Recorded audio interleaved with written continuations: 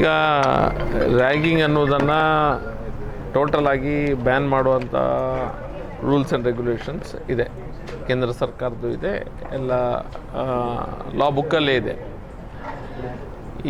ಈಗ ಪುನಃ ವರ್ಷಕ್ಕೆ ಒಂದೆರಡು ಸತಿ ನಮಗೆ ಕೇಳಿ ಬರ್ತದೆ. ಎಜುಕೇಷನ್ ಇನ್ಸ್ಟಿಟ್ಯೂಷನ್ಸ್ ಎಲ್ಲೆಲ್ಲ ಜಾಸ್ತಿ ಇದೆ, ಎಲ್ಲ ಕರ್ನಾಟಕದ ಎಲ್ಲ ಕಡೆಗಳಲ್ಲಿ ರ್ಯಾಂಕಿಂಗನ್ನು ಕಂಪ್ಲೀಟಾಗಿ ನಿಲ್ಲಿಸುವಲ್ಲಿ ನಮ್ಮ ಪೊಲೀಸ್ ಸಿಸ್ಟಮ್ ಫೇಲಿಯರ್ ಆಗಿದೆ.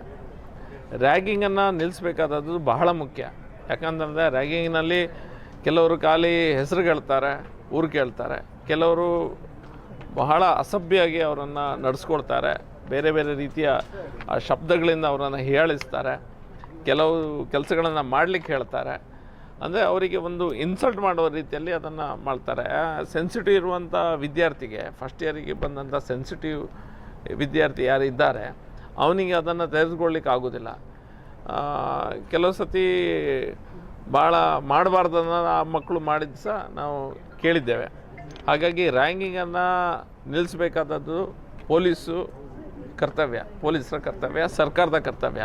ಯಾಕಂದರೆ ನಾವು ಆ ವಿದ್ಯಾರ್ಥಿಗಳಿಗೆ ನಾವು ನ್ಯಾಯವನ್ನು ಕೊಡಬೇಕು, ವಿದ್ಯಾರ್ಥಿಗಳಿಗೆ ನಾವು ಧೈರ್ಯವನ್ನು ಕೊಡಬೇಕು. ಎಲ್ಲೋ ಒಂದು ಕಡೆ ಅವ ಕಲೀಲಿಕ್ಕೆ ಬಂದಾಗ ನಿಮಗೆ ಕಲೀಲಿಕ್ಕೆ ಅನುಕೂಲವಾಗುವಂಥ ವಾತಾವರಣವನ್ನು ಸಮಾಜ ಸೃಷ್ಟಿ ಮಾಡಿಕೊಡ್ಬೇಕು. ಸಮಾಜ ಸೃಷ್ಟಿ ಮಾಡಿಕೊಡ್ಬೇಕಾದ್ರೆ ಪೊಲೀಸ್ ಇಲಾಖೆ ಅದ್ರ ಬಗ್ಗೆ ಗಮನವನ್ನು ಇಟ್ಕೊಳ್ಬೇಕು. ಪೊಲೀಸ್ ಇಲಾಖೆ ಬಹಳ ಅಸಡ್ಡೆಯಿಂದ ಇದನ್ನು ತೆಗೆದುಕೊಳ್ತದೆ.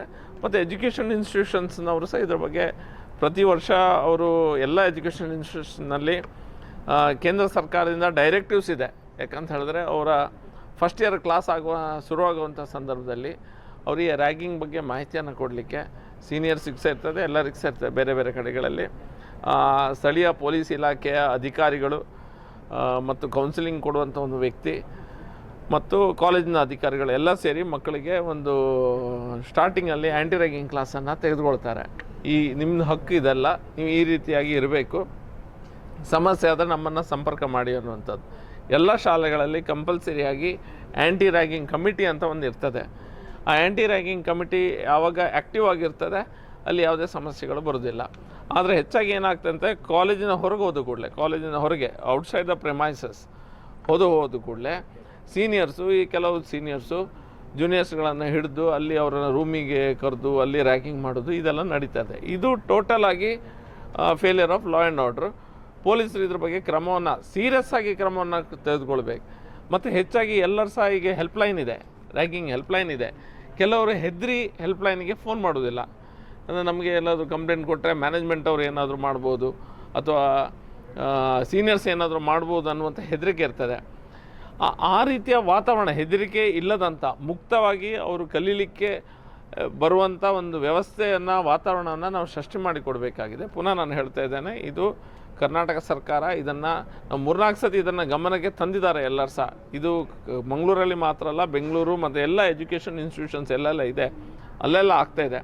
ಅಂಥ ಜಾಗಗಳಲ್ಲಿ ಇವರು ಎಕ್ಸ್ಟ್ರಾ ಬೀಟನ್ನು ಮಾಡೋದು ಅಥವಾ ಇವರೇ ಸ್ವ ಇಚ್ಛೆಯಿಂದ ಹೋಗಿ ಸುಮೋಟೋವಾಗಿ ಸ್ಟೂಡೆಂಟ್ಸನ್ನು ಕಾಂಟ್ಯಾಕ್ಟ್ ಮಾಡೋದು, ಅವರೊಂದಿಗೆ ಸ್ವಲ್ಪ ಕಾಂಟ್ಯಾಕ್ಟನ್ನು ಇಟ್ಕೊಳ್ಳೋದು ಪೊಲೀಸ್ ಇಲಾಖೆಯಿಂದ ಆಗಬೇಕಾಗಿದೆ.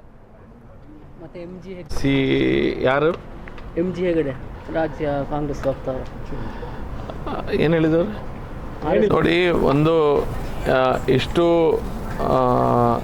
ದೇಶದ ಅಗತ್ಯಕ್ಕೆ ಸಮಸ್ಯೆ ಕೊಡುವಂಥ ವಿಷಯ ಅಂತ ಹೇಳಿದ್ರೆ ಫಾರಿನ್ ಫಂಡಿಂಗು FRC ರೂಲ್ಸ್ ಮೂಲಕ ಅದನ್ನು ಹದ್ದುಬಸ್ತಿಗೆ ತರುವಂಥ ಹೊಸ ಆ್ಯಕ್ಟನ್ನು ತಂದಿದ್ದಾರೆ. ಈಗ ಮೊನ್ನೆ ನಮ್ಮಲ್ಲಿ ಆಗುವಂಥ ಪ್ರತಿಭಟನೆಗಳೇನಿದೆ, ಸ್ಟೂಡೆಂಟ್ ಆರ್ಗನೈಸೇಷನ್ಸ್ ಇರ್ಬೋದು, ಬೇರೆಯೇ ಇರ್ಬೋದು, ಪ್ರತಿಭಟನೆಗಳಿಗೆ ಫಾರಿನ್ ಫಂಡಿಂಗ್ ಆಗ್ತಾ ಇರೋದನ್ನು ಎಲ್ಲರ ಗಮನಕ್ಕೆ ಬರ್ತಾ ಇದೆ ಮತ್ತು ಇನ್ವೆಸ್ಟಿಗೇಷನ್ ಏಜೆನ್ಸೀಸ್ ಅದರಿಂದ ಇದ್ದಾರೆ. ಆದರೆ ಜಂತರ್ ಮಂತರಲ್ಲಿ ಏನಾಗಿದೆ, ಅಲ್ಲಿ ಫಾರಿನ್ ಫಂಡಿಂಗ್ ಮಾತ್ರ ಅಲ್ಲ, ಇವತ್ತು TVಯಲ್ಲಿ ಬೆಳಿಗ್ಗೆ ನೋಡುವಾಗ ಪಾಕಿಸ್ತಾನದಿಂದ ಕೆಲವು ಟೆರರಿಸ್ಟ್ಗಳು ಸಹ ಅದರಲ್ಲಿ ಭಾಗ್ಯ ಆಗಬೇಕು ಅನ್ನುವಂಥ